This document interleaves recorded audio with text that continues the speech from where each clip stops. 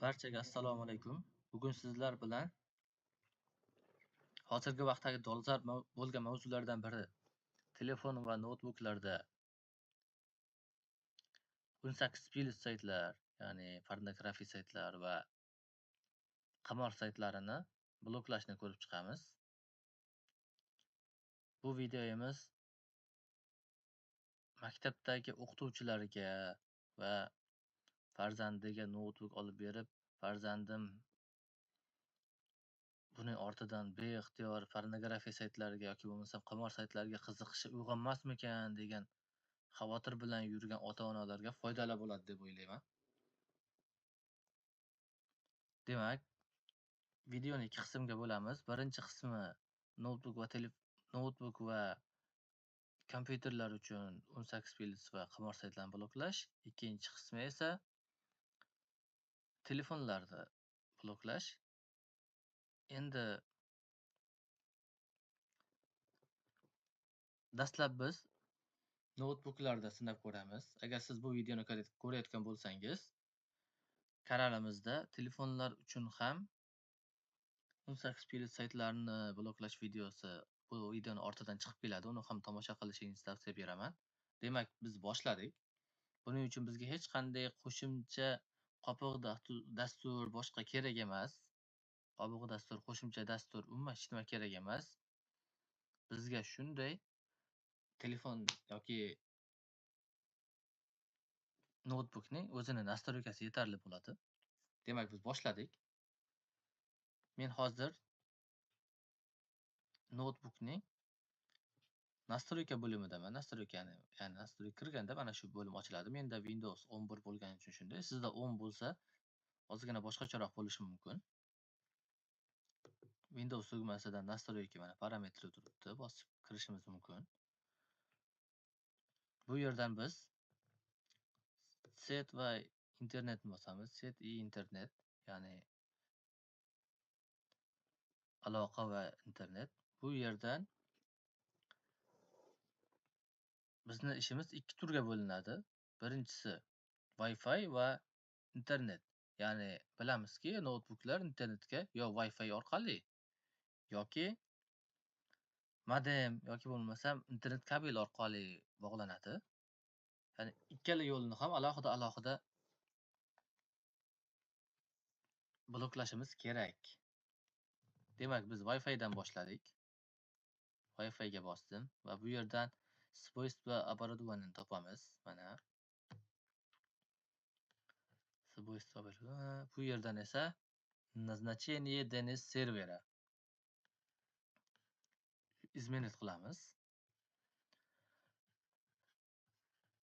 Dastlabki holatda avtomatik turgan bo'ladi, avtomaticheski. Biz bu yerdan вручную qo'yamiz va biz IPv4 ni bosamiz. 4 ni tanlasak, mana bunday oyna hosil bo'ladi. Bu yerdan mana bu birinchi yozilayotgan предпочтительный DNS serverga quyidagi raqamni yozamiz.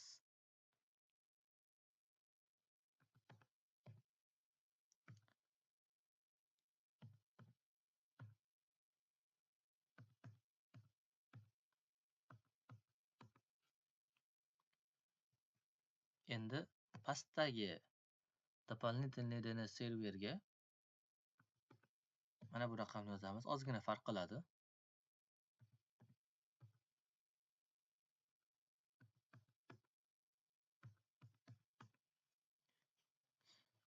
Bu nima o'zi deydiganlarga? DNS o'zi nima? DNS bu biz misol uchun google.com deb yozsak, kompyuter ikkilik sanoq sistemasida ishlaydi. Ya'ni kompyuterga buni tanitib berish kerak bo'ladi. Raqam orqali, ya'ni IP adres orqali. Xuddi shu narsani DNS bajaradi. Endi DNS bu yerda hozir biz yozayotgan DNSimiz, mana bu DNSimiz faqatgina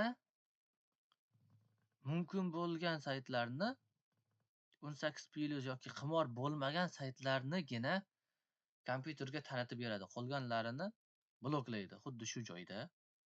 Mana bosdik va saqlanib qilamiz. Bu yerdan chiqamiz. Endi hani Ethernetga bosamiz, yani internet. Hozir Wi-Fi'dekini blokladik.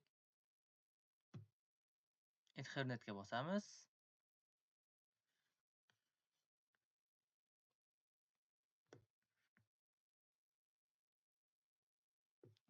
Назначение DNS serveri bu yerda ham avtomatik turibdi mana. Bu yerni ham xuddi shu tartibda bloklaymiz.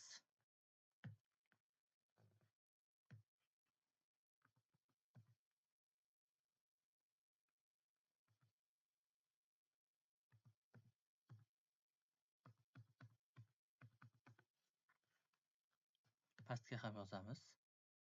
Nuqtalari bilan yozishingizni so'rayman. Har bitta nuqtani o'z joyida. Mana va saqlanishni bosamiz. Ishimiz bitdi. Endi shunchaki bir marta перезагрузка bersak, ya'ni notebookni o'chirib yoqsak, shuni o'zi kifoya. Saytlar bloklanadi. Agar buni ortga qaytarmoqchi bo'lsalaring, ma'lum bir sabab bo'lib, shu yerdan mana bu вручную turganni avtomatikka qo'yasizlar va saqlanib qilasizlar. O'z holiga qaytadi. Ya'ni bu yerni ham qilamiz va alohida Wi-Fi bo'limini ham вручную avtomatikga qo'yamiz. Shunda bizni hozirgi qilgan ishimiz yo'qoladi. Ya'ni notebook yoki telefon, kompyuter o'sha 18 plyus saytlarga, qimor saytlariga kirishni boshlaydi. Qachonki bu qism avtomatik tursa. Biz hozir blokladik va endi sinab ko'ramiz.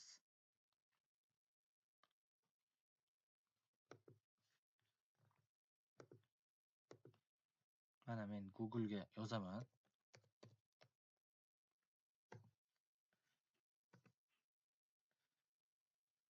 Mana hech qanday bizga bunday ma'lumot topib bermaydi. Mana bu yerga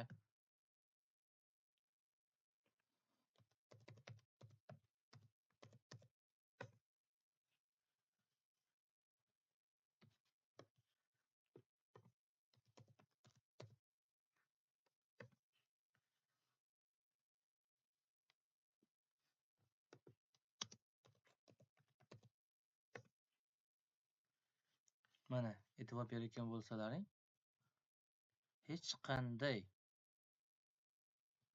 qanday pornografiya sayt yo'q. Bu yerdagilar shunchaki YouTube videolari va Amazon, Shazamlar. Hech qanday bu yerda pornografiyaga o'rin qolmadi. Bu juda ham oson. Buni hamma qilishi mumkin va bundan foydalanib o'zingizni o'ylantirib turgan muammoni hal qilishingizni so'rayman. Barchaga rahmat. Agar videomiz yoqqan bo'lsa, like bosib, kanalimizga obuna bo'lib qo'ying.